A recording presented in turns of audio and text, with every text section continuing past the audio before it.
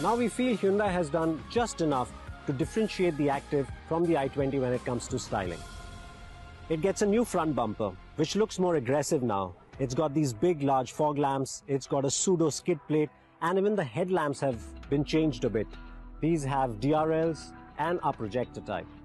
At the rear, the tailgate is new. It also gets new fuel filler cap, which does look nice, and it's got these side body cladding to help you if you go through some bushes while trying to off-road.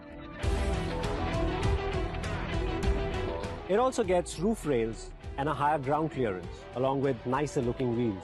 But at the end of the day, the i20 is still a front-wheel driven hatchback, and which means if you try to exploit its off-roading ability, you won't get anywhere because it doesn't have any.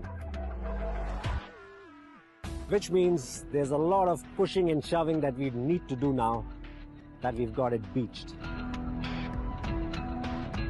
So now the hard work starts.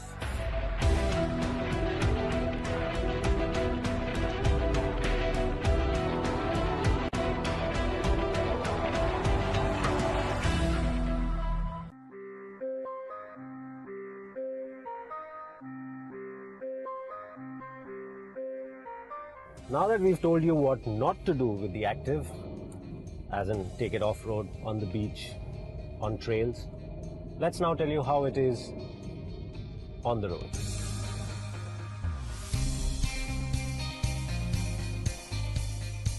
Now the Active is based on the i20, and we have mentioned that in the past.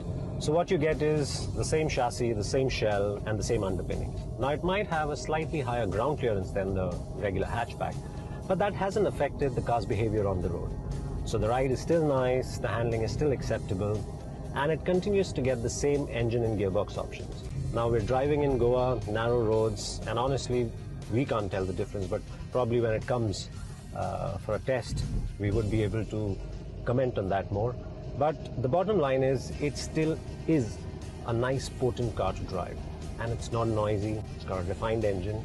Overall, it's a very nice package, engine-wise and comfort-wise. Now we've seen how much differentiation Hyundai has created in the exterior styling of the i20 Active compared to the regular hatchback. But on the inside, the design remains more or less the same. Now you have new fabric, and the same color has been transferred over to the dashboard and to some pieces on the door. And honestly, this blue just doesn't look very good. Now we're driving the silver car, so it's color coordinated with this blue. The brown color car has a different color interior. But this color, this blue, just makes the interior look less plush, less upmarket compared to the regular i20. Now in terms of equipment, again, it's the same story. So now this is the top of the line SX version, and the equipment list is similar or identical to the Elite i20 top of the line. So you have a multifunction steering wheel, you have Bluetooth connectivity, you have a stereo with internal memory, and you have a digital climate control system. It's a single zone one, just like on the Elite i20, and you get aux input and USB. And there's more: automatic lights, ABS and airbags. Additionally, the i20 Active gets cornering lights and aluminium pedals. Yes, we know the latter doesn't really add to the driving experience in any way, but it does look cool. Now this continues to be a comfortable cabin, so you have comfortable seats, you have a good sense of space, you have usable cup and bottle holders, and you have an armrest that you can use long drive, short drives, whatever.